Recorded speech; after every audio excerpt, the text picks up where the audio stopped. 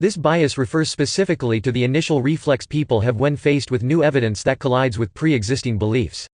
What's interesting to notice about the Semmelweis reflex is that it is immediate and involuntary. In other words, when people are presented with new and compelling evidence that aims to destroy one's pre-existing beliefs about something, the immediate response is denial. The fact that it is immediate says a lot about the believing software of our brains. It's easy to recognize that this immediacy is counterproductive to several degrees, and yet, in real time we will tend to operate in this way indefinitely even after this recognition. The whole idea about denial is quite interesting. We see our minds and the beliefs it subscribes to as a fortress.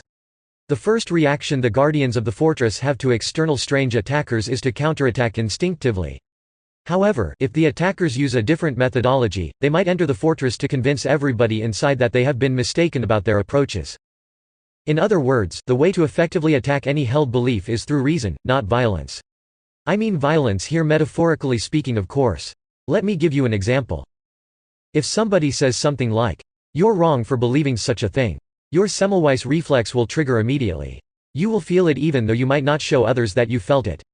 However, if somebody approaches you and say, "Look, I think you should reconsider your belief in X because of this and that," the effect such approach has on your Semmelweis reflex is a lot weaker.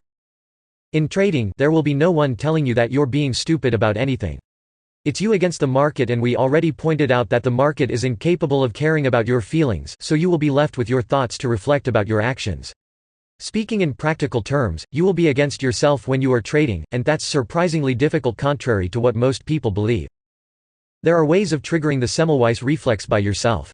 Just imagine a trader who is getting consistently losing trades in the market. He's facing an extraordinary amount of evidence that suggests he doesn't have any good idea of what he's doing. Usually the response is self-denial, and here lies the big problem.